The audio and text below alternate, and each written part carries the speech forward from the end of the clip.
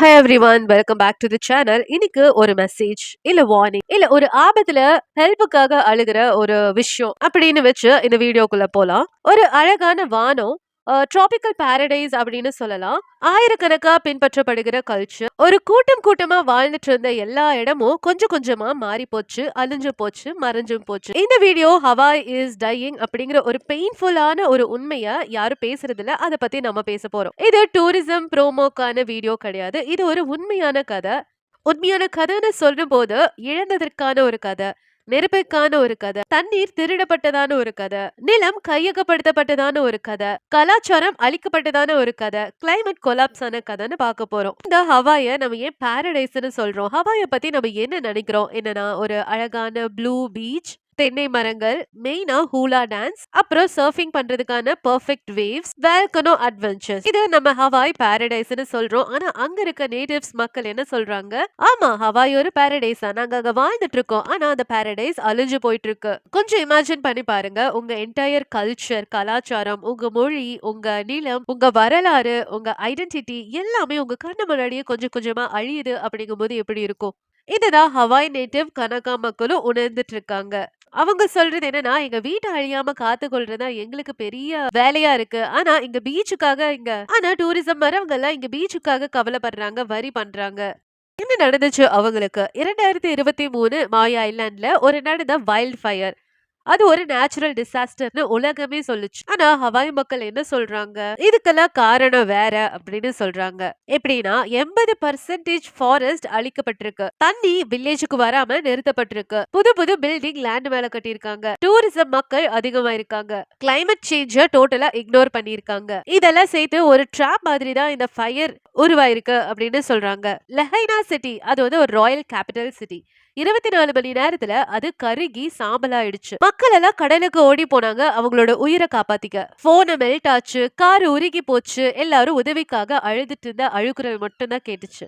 அங்க இருக்க ஹவாய் மக்கள் என்ன சொன்னாங்க? இதுக்கான ஒரு சைரன்ஸ் அடிக்கவே இல்ல, வார்னிங் கொடுக்கவே இல்ல, எங்க லேண்ட் இப்படி எரிஞ்சாலும் உதவிக்கு யாரும் வரவே இல்ல. இது ஒரு சிஸ்டம் ஃபெயிலியர், இது ஒரு கவர்மெண்ட் ஃபெயிலியர், இது ஒரு மாரல் ஃபெயிலியர் அப்படின்னு கம்ப்ளைண்ட் மேல கம்ப்ளைண்ட் அடிக்க வைக்கிறாங்க. இதுக்கெல்லாம் காரணம் டூரிசம் மக்கள் தான் சொல்றாங்க.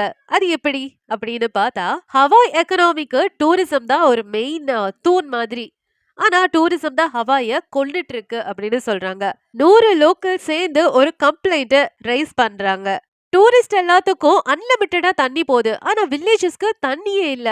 ரெசார்ட்டுக்கும் கோல்ஃப் கோர்சஸுக்கும் millions of gallons of water போகுது, எங்களுக்கு தண்ணியே இல்லையே. இங்க லோக்கல் ஃபேமிலிஸ்க்கெல்லாம் ரெஸ்ட்ரிக்ஷன்ஸ் இருக்கு. இங்க லோக்கல் பெண்கள் எல்லாம் பக்கெட் வச்சு நின்னுட்டு இருக்காங்க தண்ணிக்காக. அதுவும் எங்க ரெசார்ட்ல வர வாட்டர் ஃபால்ஸ்லயும் ஃபவுண்டன்ஸ்லயும் வர தண்ணிக்காக. இதேவா பாரடைஸ்னு சொல்றீங்க? தண்ணிக்காக நாங்க தவிக்கிறதா பாரடைஸ் அப்படின்னு சொல்லிட்டு அவங்க பிளேம் பண்றாங்க. அதாவது புனிதமான நிலம் அப்படின்னு சொல்றதா இருக்கட்டும், அப்புறம் பரியல் கிரவுண்ட்ஸ் அப்படின்னு சொல்றதா இருக்கட்டும், லைக் அது எல்லாமே என்னவா மாறுது? ஹோட்டலா மாறுது, பார்க்கிங் லாட்ஸா மாறுது, கமர்ஷியல் ஜோன்ஸா மாறுது. நம்ம யோசிச்சு பாருங்களேன், தமிழ்நாட்டுல மகாபலிபுரம் பரியல் சைட் இருக்கு, அது திடீர்னு ஒரு ரெசார்ட்டா மாறுது அப்படின்னா நம்மளுக்கு ஷாக்கிங்கா இருக்காதா? அதே மாதிரிதான் ஹவாய் மக்களுக்கும் நடந்திருக்கு. ஹவாய் மக்களுக்கு லேண்ட் அப்படிங்கிறது ஒரு உடைமை இல்ல, அது ஒரு என்ன சொல்றது, அது ஒரு லிவிங் ஆங்செஸ்டர் மாதிரி. ஆனா இன்னைக்கு பார்த்தா ஹவாயில இருக்க 70% லேண்ட் ஃபாரின் இன்வெஸ்டார் கிட்ட தான் இருக்கு, பில்லியனரிஸ் இருக்கு, கார்பரேஷன்ஸ் கிட்ட இருக்கு. லோக்கல்ஸ் கிட்ட 30% தான்.